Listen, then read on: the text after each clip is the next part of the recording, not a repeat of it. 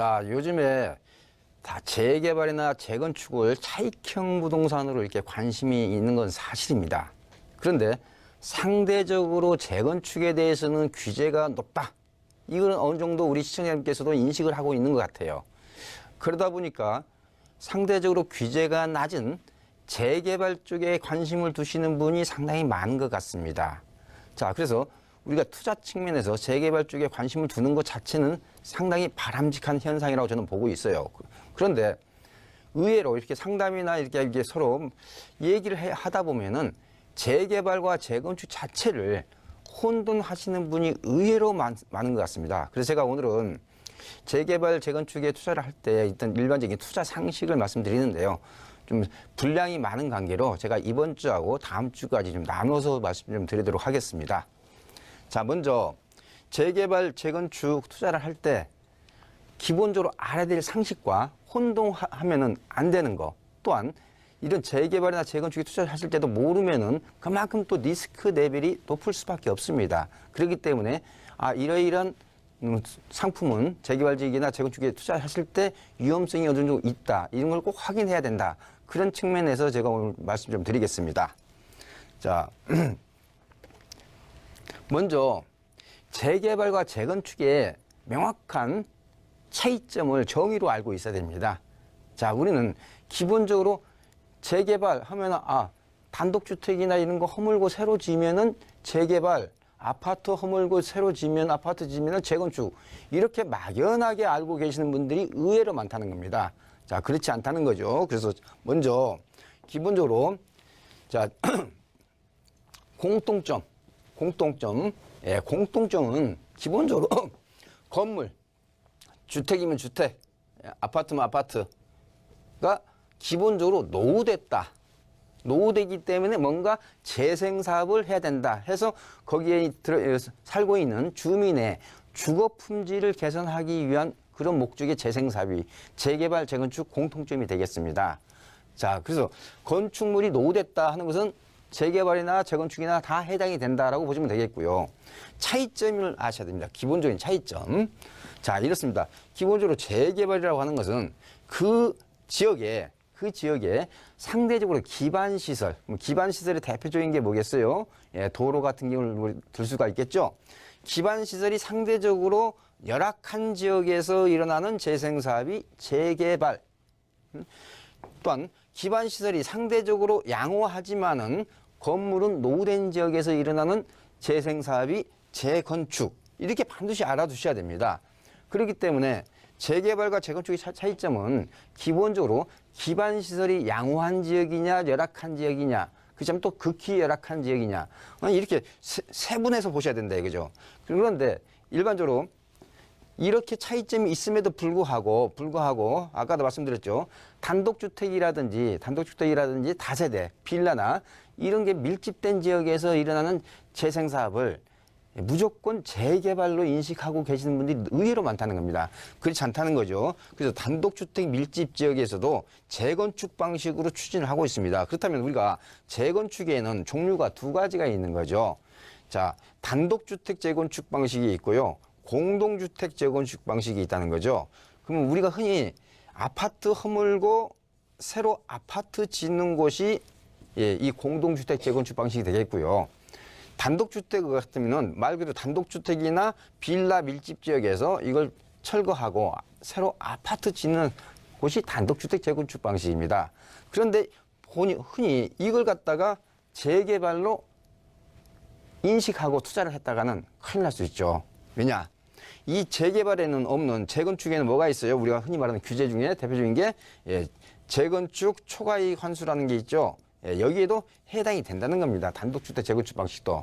또한 재건축 조합원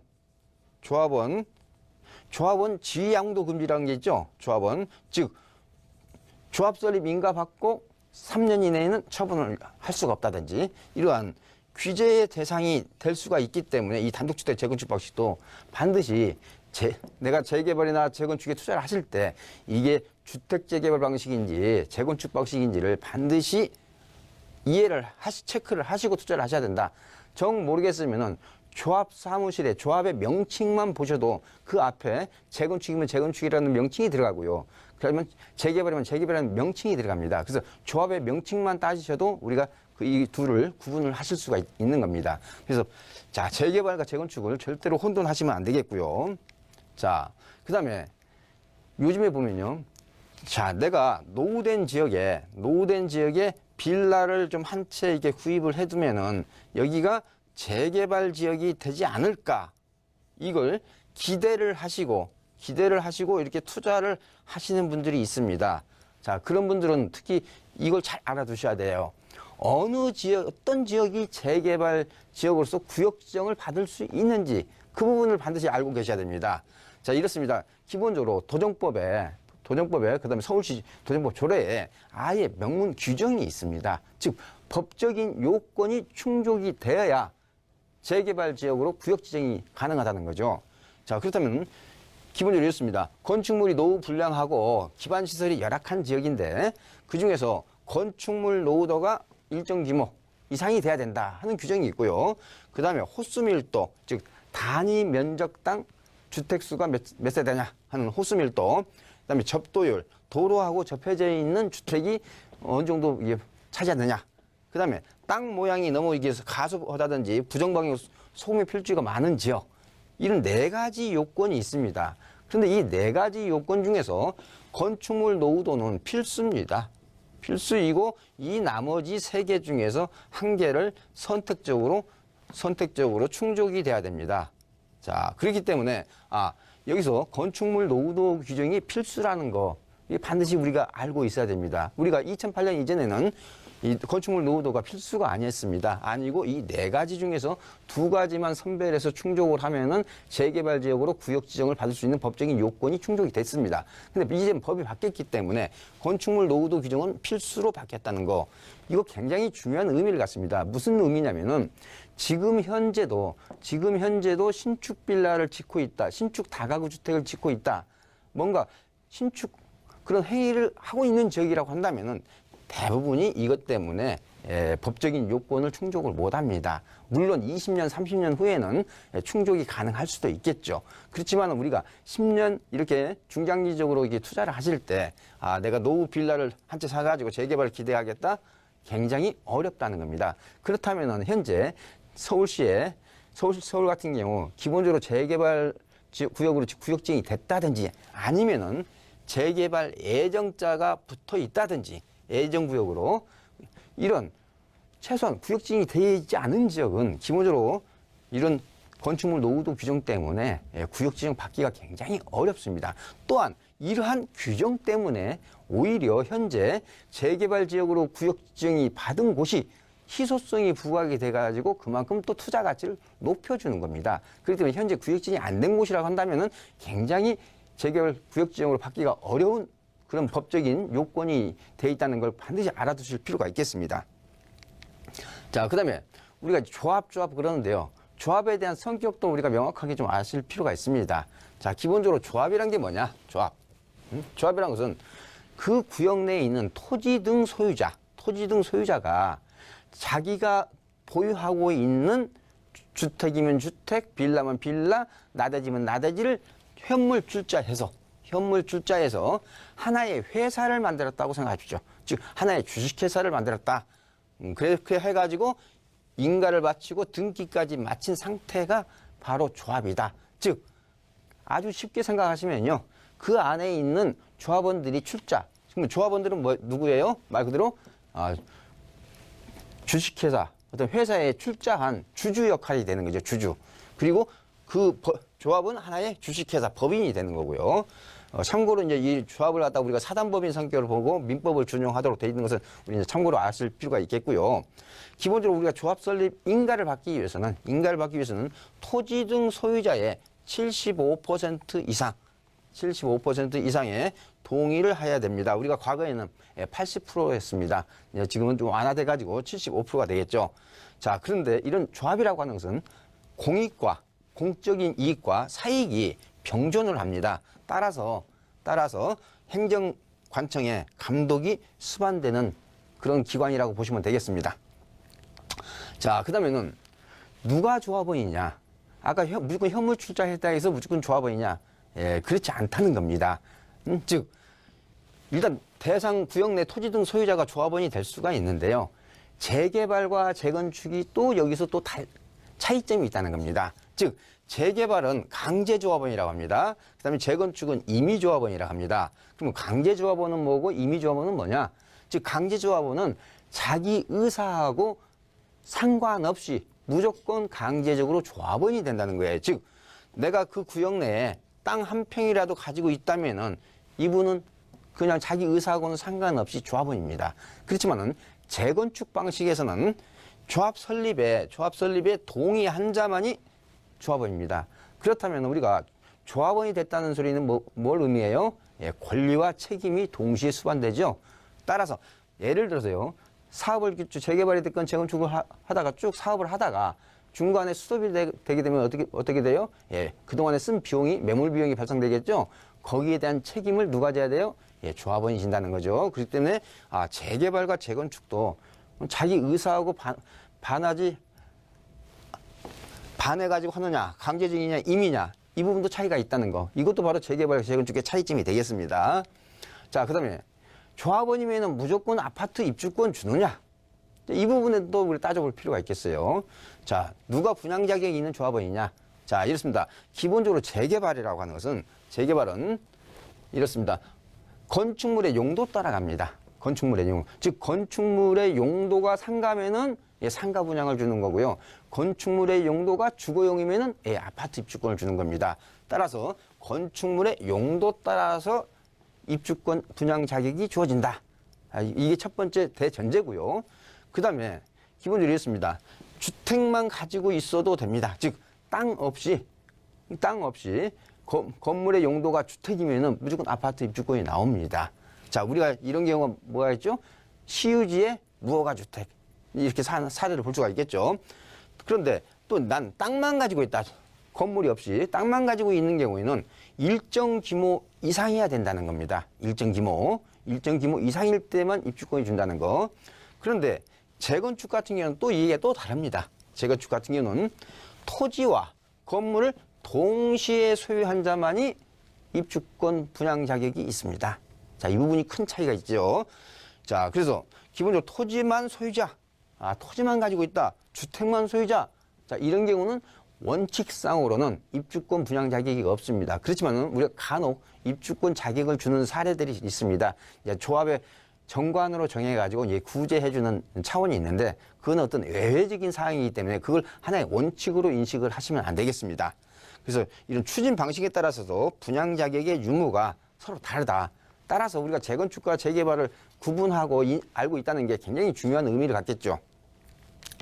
자, 그다음에는 몇 가지 재개발, 재건축에 투자를 할 때 좀 이러이런 부동산은 반드시 제약 요건이 따릅니다. 제약 요건이. 그런 것들을 미리 알아두실 필요가 있어요. 우리가 재개발 지역에 가면은요, 사실상 주거용 건축물이 많습니다. 이 사실상 주거용 건축물을 좀 이해하기 좀 제가 편하게 말씀드리면요. 자, 옛날에는 골목 상가가 있었죠. 근데 요즘엔 다 편의점을 바뀌었지 않습니까? 그럼 그 상가가 주택으로 많이 이게 바뀌어 있을 겁니다.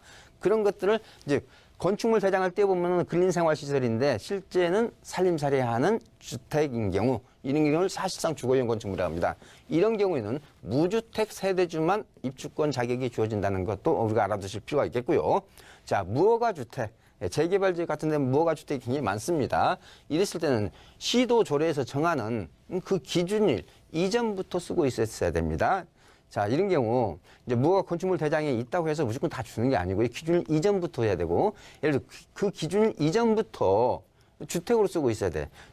현재는 주택인데 그 기준일 이전 시점에서는 예를 들어서 창고로 쓰고 있었다. 그렇다면은 입주권 자격이 없다는 거죠. 그다음에 장기 미준공 건축물이라는 건 뭘 의미하냐면요. 내가 올바르게 건축 허가는 받았는데 준공 검사를 못 받은 거예요. 지금 사용 승인을 못 받고 그냥 현재 그대로 살고 있는 겁니다. 이랬을 때는 건축 인가, 즉 허가 시점 그 기준으로 판단하는 겁니다. 그때 주택으로 허가를 받았으면 주택으로 인정을 하고요. 상가로 받았으면 상가로 인정을 한다는 거죠. 그다음에 전환 다세대라는 건 뭐냐면은 다가구 주택을 다세대 주택으로 이렇게 전환시키는 겁니다. 자, 이랬을 때는 이것도 일정 기준일 이전 여부로 판단을 하고요. 예, 전용 면적이 60제곱미터, 60제곱미터 이하이면은 우리가 흔히 말하는 전용 면적 85제곱미터의 입주 분양 자격이 없고요. 60제곱미터 이상일 때는 제한 없이 분양 신청이 가능하다는 거죠. 또한 도로 부지나 나대지 같은 경우는 일정 규모 이상이 돼야 됩니다. 근데 여기는 재개발만 해당되는 거죠. 아까 제가 재건축은 토지와 건물을 동시에 소유해야 된다는 전제 조건이 있었기 때문에요. 이런 경우도 일정 규모 이상이 돼야 되는데 우리가 여기서 한 가지 수치를 알아둔다면 아무런 제한 요건 없이 받고 싶다 하면 90제곱미터 이상이라는 것도 이 정도 숫자 정도는 좀 알아두시면 좋겠죠.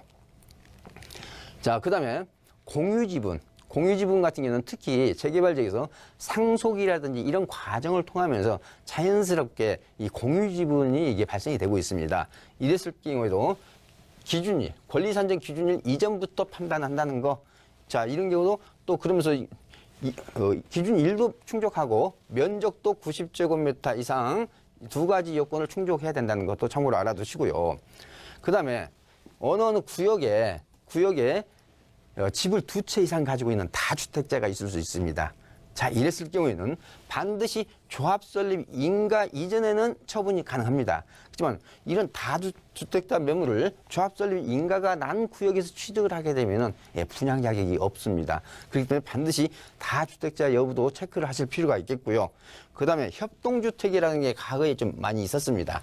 자, 이랬을 때는 건축 인가 후에 증가된 세대인 경우에는 기본적으로 분양 자격이 없을 수 있다는 거. 그렇기 때문에 이분도 협동주택인지, 협동주택일 때는 좀 더 한 번 더 따져보셔야 되겠죠. 그 다음에 지금 현재는 사람이 살고 있기 때문에 맹지는 아니겠죠. 어떤 주택이 있다면은. 근데 맹지는 아닌데 내가 토지 이용 계획을 하기는 지금 지적도를 떼어봤더만은 맹지주택이 있습니다. 자, 이랬을 때는 현재 쓰고 있는 도로가, 그런 사도가 도로로 평가받기 때문에 상대적으로 감정평가 금액에서 불리할 수 있다는 거, 이것도 좀 알아두실 필요가 있겠고요. 그 다음에 요즘에 분양 신청하지 않은 부동산이 매물로 나오는 경우도 있습니다. 이런 경우 기본적으로 현금 청산 대상이죠. 자, 그런데 분양 신청을 하라고 했는데도 뭐 해외에 오래 거주하다 보니까 그 기간을 놓쳐가지고 못한 사례도 있고 여러 가지 사례가 있을 수 있겠죠. 자, 이런 부분은 기본적으로 현금 청산 대상자이기 때문에 안 나온다 하는 걸 알아두시고요. 자, 이렇습니다. 오늘은 제가 첫 번째 시간이고요. 제가 다시 한번 강조드리는 것은 재개발과 재건축의 차이점을 명확히 알고 투자하시라.